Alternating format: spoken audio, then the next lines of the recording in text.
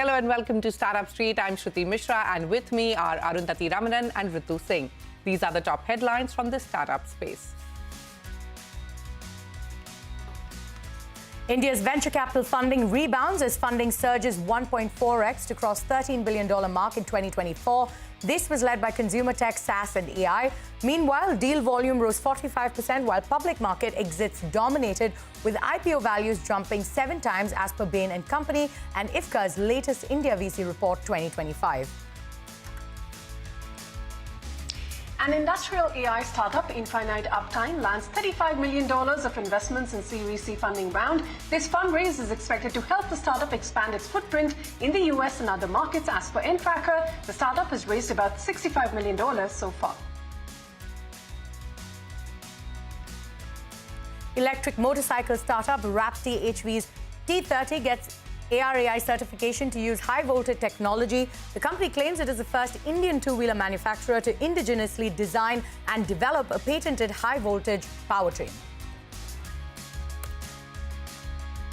Commerce and Industry Minister Piyush Goyal, in a written reply to the Parliament, claims the government recognizes more than 1.61 lakh entities as startups, with 28,511 entities recognized as startups in the state of Maharashtra, 16,954 in Karnataka, and that these are eligible for tax incentives under Startup India Action Plan. Even Healthcare announces first ESOP buyback worth $500,000. This buyback follows Even Healthcare's successful $30 million Series A funding round.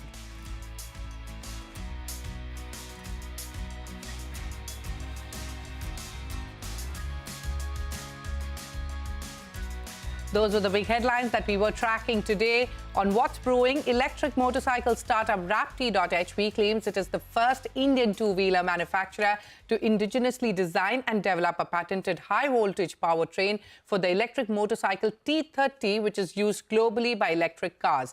The venture has also received ARAI certification for T30, making it the only electric two-wheeler in India compatible with the electric car's fast-charging standards. To tell us how Raptee.HV is bringing globally advanced electric car technology to two-wheeler enthusiasts in India and across the globe, joining me now is its co-founder and CEO, Dinesh Arjun. Dinesh, welcome to Startup Street. Raptee has received the ARAI certification. How big is this milestone for you? Also tell us, what is HV Tech and how does it make Raptee a differentiator, a motorcycle brand from other key players and even the legacy brands?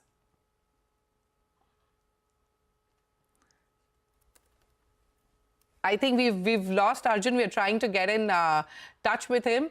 But, like I just mentioned, Raptee.HV has got its T30 ARAI certification that obviously makes its only electric two-wheeler in India compatible with e-cars standards, fast-charging car standards, in fact.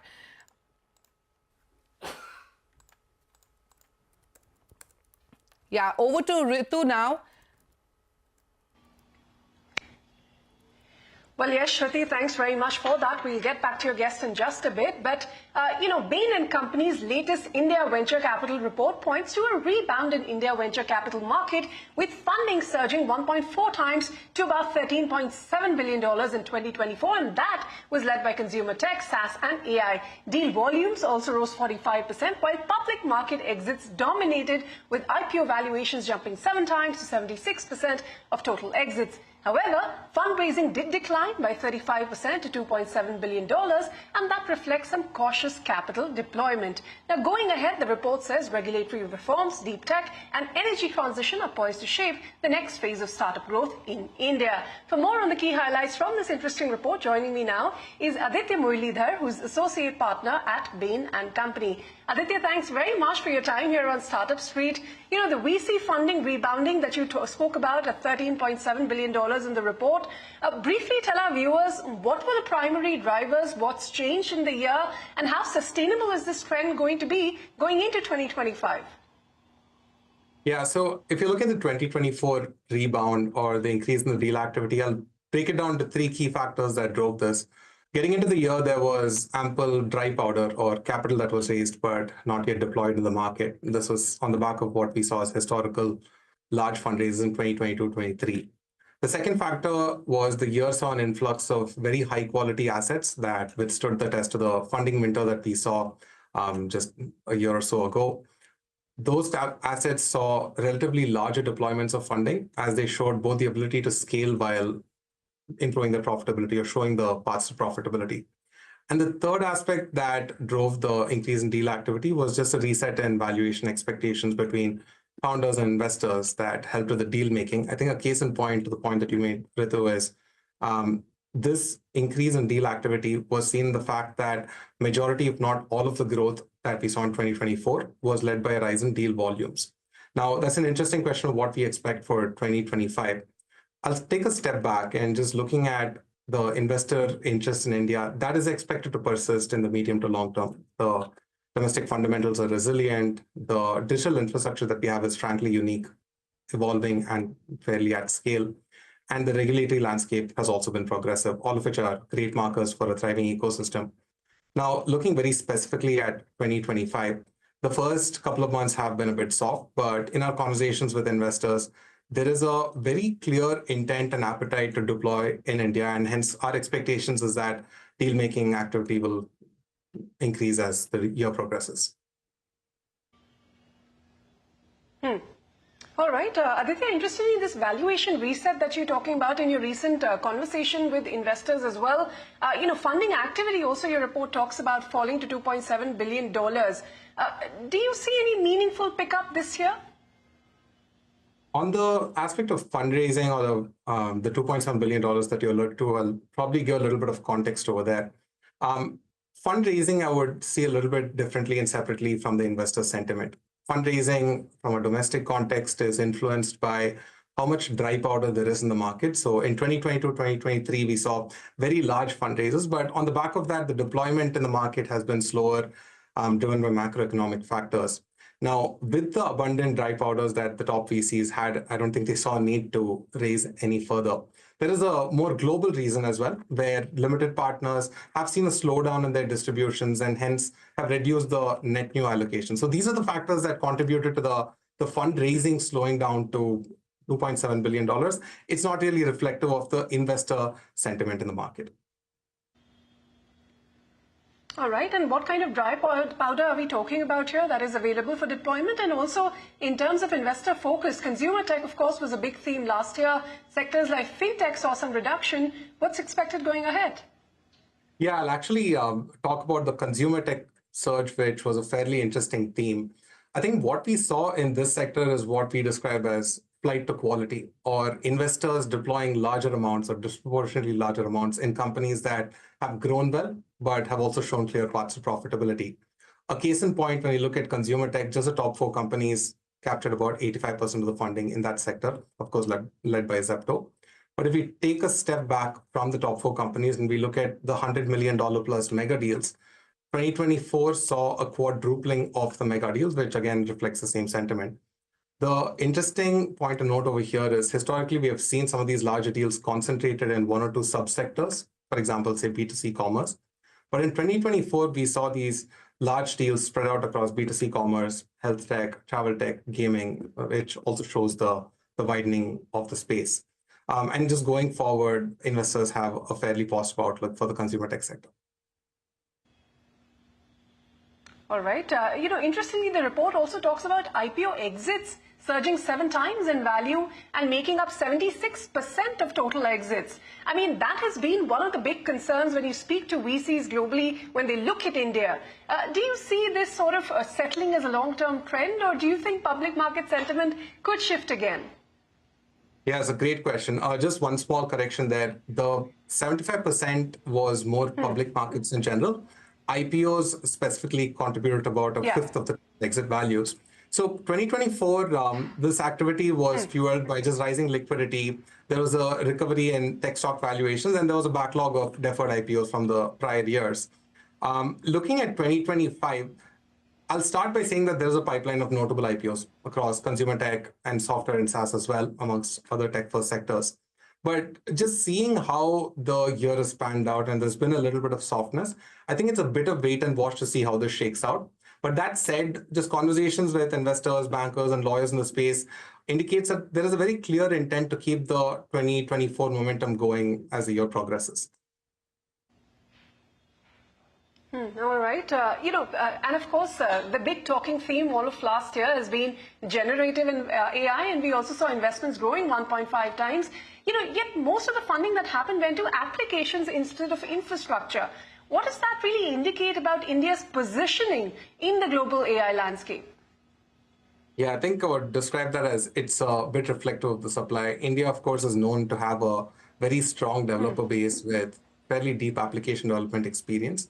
I think if you look at platforms like GitHub, India is the second largest community. It's probably one of the fastest growing at the scale, and maybe in 2-3 years' time, it'll probably become the largest community as well. In contrast to application AI or application development, if you look at foundational AI, the fundamental need for capital is higher. It requires greater infrastructural access, and the ecosystem for exploratory R&D just needs to be a lot deeper. Turning our eyes on what's required to really keep this innovation going. Number one, to the point that I just mentioned, there's a real need to boost deep tech R&D. There's a lot of the government funds that are coming up and thematic funds that are very focused on the sector, which of course will help fuel innovation. There also needs to be greater GPU access when you talk about foundational AI innovation. But just as importantly, there's a need to develop a talent pipeline that is focused on AI innovation or foundational AI innovation, depending on what we're looking at. And for this, it's very critical to foster the collaboration between academia and the industry. All right, Aditya, we're going to have to leave it at that. But thank you very much for helping us decode this interesting report here on CNBC TV18. Many thanks. Thanks so much for having me, Ritu. Also on what's brewing, electric motorcycle startup Raptee.HV claims it is the first Indian two-wheeler manufacturer to indigenously design and develop a patented high-voltage powertrain for the electric motorcycle T30, which is used globally by electric cars. The venture has also received ARAI certification for T30, making it the only electric two-wheeler in India compatible with the electric car's fast-charging standards. And to tell us how Raptee.HV is bringing globally advanced electric car technology to two-wheeler enthusiasts in India and across the globe, joining me now is its co-founder and CEO, Dinesh Arjun. Dinesh, welcome to Startup Street.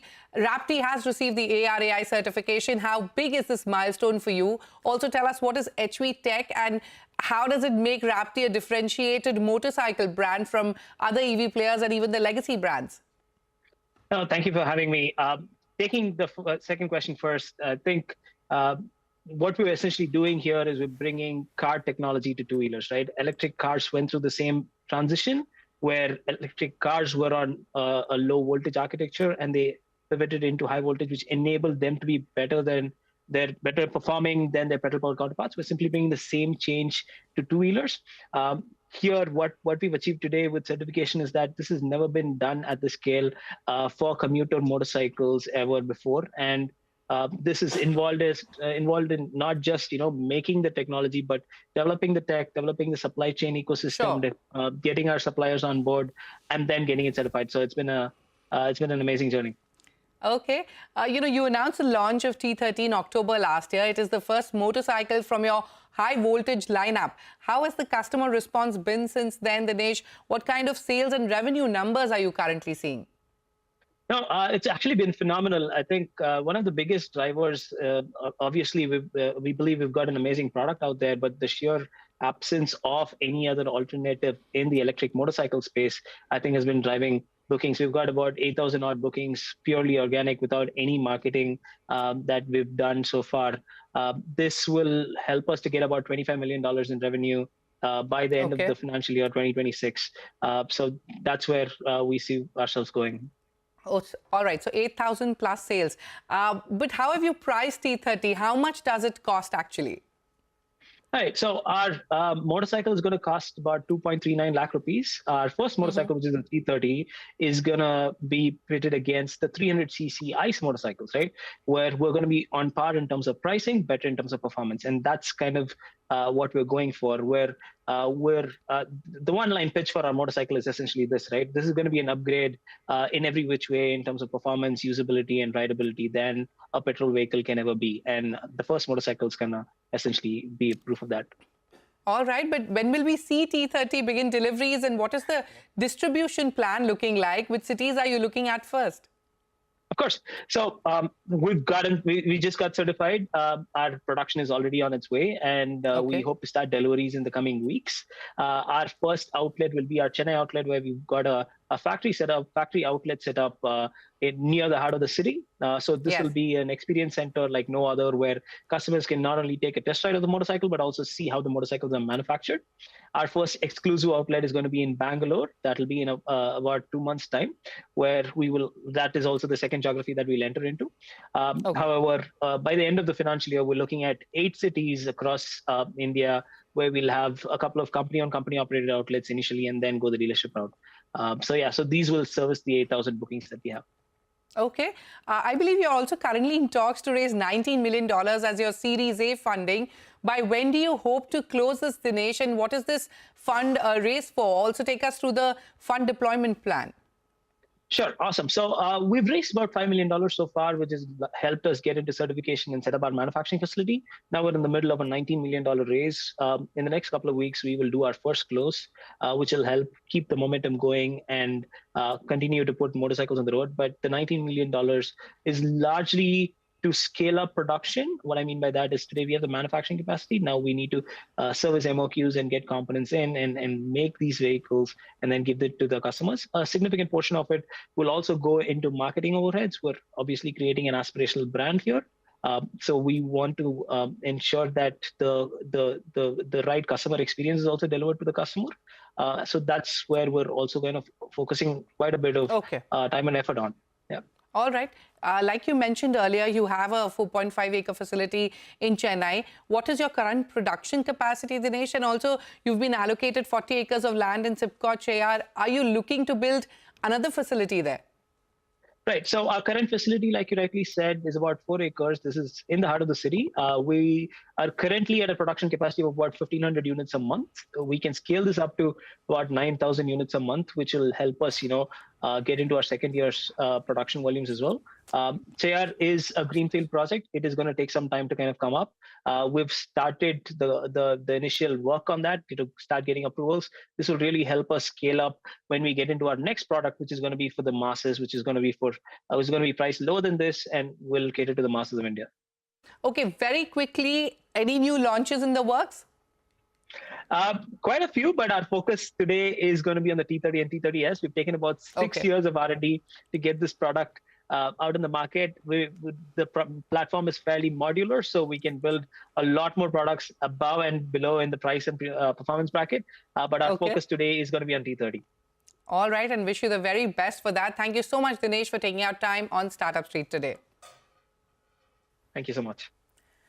On that note, it is time for us to head into a short break. But coming up on the other side, climate tech company Fluxgen has raised 28 crore rupees in a pre-Series A funding round led by IA and Alpha Fund. A special conversation with Ganesh Shankar, the founder and CEO of Fluxgen. On the other side, stay tuned.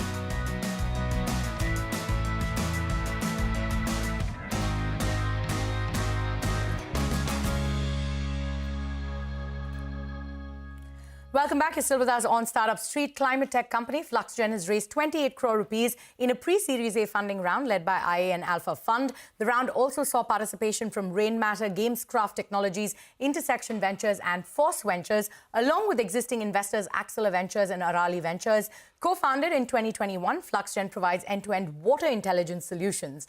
Joining me now to discuss this further is Ganesh Shankar, the founder and CEO of Fluxgen. Ganesh, thank you so much for joining us on Startup Street today. You know, thank you so much. Yours is a climate tech company and Fluxgen is a water management solutions firm. So if you could sort of tell us how big this opportunity is and what are the services that you have on offer? See, water, as you know, is a fundamental to every business, right? And today businesses are in massive and imminent risk because water scarcity has hit everyone, right? And industries have to scrape in their share of water from everybody, whether it's agriculture or residents. So it is as big as almost a $50 billion business only in industrial and commercial itself, right? If you look at it. And yeah, I mean, our goal is to make our industries de-risked from the water crisis, achieve water sustainability and get financial returns and make sure that they actually thrive in their business without worrying about water, the risk. Right. You know, speaking about, thriving in their business, you've raised this 28 crore rupees and you will use it to primarily scale your AI and IoT power management solutions. So if you could take us through the kind of tech edge that you have, especially, with AI growing and more services being available and what you have new on the anvil. See, water today is not really measured, right? If you don't measure, you can't manage. So what we do at Fluxgen is not just take the data from the measurement. We use AI and data science and satellite imagery, all of these things to actually enable industries to take the wisest decision in water.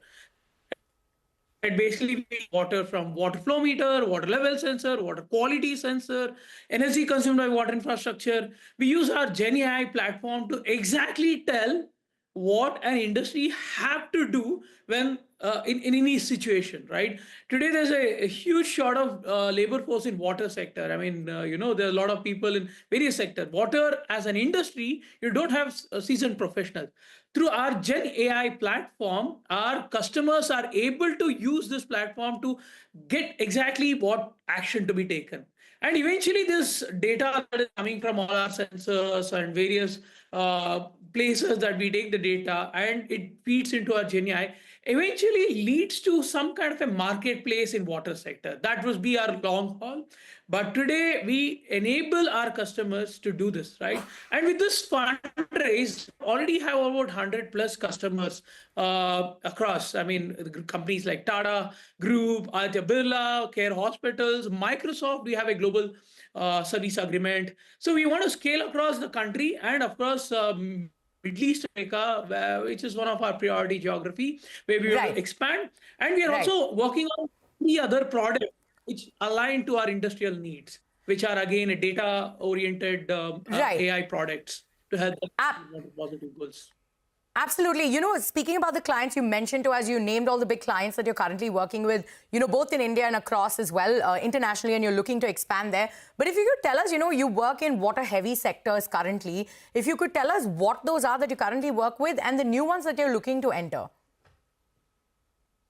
See, the companies like Tata Steel, I want to quote an example from Tata Steel, where they actually were able to utilize our solution in their mines and were able to reduce their water withdrawal by 50%. And their actually water consumption in plants was reduced by almost 26%. So the companies which are in metals and mining, food processing and beverage, textile, apparel, all these consume significant amount of water. These are our major focus. Over and beyond, we are also being able to help large hospitals, which are across the country. And now we are also doing hospitals in Middle East and Africa as well, where they consume significant of water. And the cost of water in Middle East and Africa is significantly high, considering the fact that they use desalination, which is more expensive way of getting water. So our goal is to expand in these territories and also focus on territories where water is actually scarce and also very expensive, considering the way they extract water. Right. And if you could take us through, your revenue model currently and the kind of revenues that you're currently clocking and the targets that you've set for yourself for 2025. So we are actually clocking about 10 crore revenue, close to that, and closing this year. And we are our goal is to hit around double down on it, 2.5 times, and eventually reach the 100 crore mark in less than 3 years. That's our goal. Considering the fact that we have companies like Tata Group, which already have multiple sites running, you want to go after the entire group, and the companies like Microsoft, which are actually the only Indian startup to have this. Master service agreement for water replenishment pledge. You want to go after global trillion-dollar companies which have similar pledges on water. You want to partner with them, like how we've done with Microsoft. Right. And if you could sort of tell us, you pointed out all the companies that you're looking at expanding into, and you want to reach 100 crore rupee mark in within 3 years. If you could sort of tell us, apart from the Middle East and Africa, are there any other markets that you're looking at? And what's the, revenue mix going to be going forward? Will India remain your primary market? And where do you hope the geographical revenue mix to be in the coming year? See, India is very important, of course, considering the fact that India has water crisis. But the solution that we have developed in India is actually applicable globally. So our goal is to make a platform of choice for our global clients, right?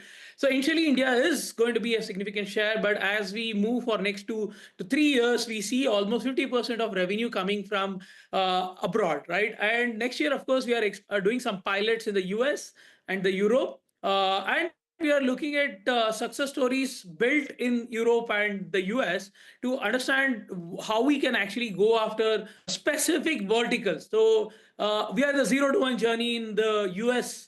So we would definitely like to get market signals and double down on the US market, because US has actually been in major water crisis. If you hear, California is and has been a decade of drought, close to a decade of drought, right? And so there's a significant impetus on reducing water consumption by industries. And hospitals is another area where, they consume significant amount of water and also contaminate the environment. So management is just not only about reducing consumption, also managing the treatment of water. So digitization cuts across all the sectors, right? And we've been able to use even satellite imagery to understand the data of water in various aquifers and surface, further help us understand the water stress in a region and help industries around those regions. So that way the product expansion will help not just within the fence, over and beyond the fence as well. Absolutely, Ganesh. All right, we're completely out of time, but thank you so much for joining us on the show, and we wish you all the best going forward. All right, with that, it's a wrap from both Arundhati and me, Shruti, on this edition of Startup Street. More news and updates coming up on the other side. Stay tuned.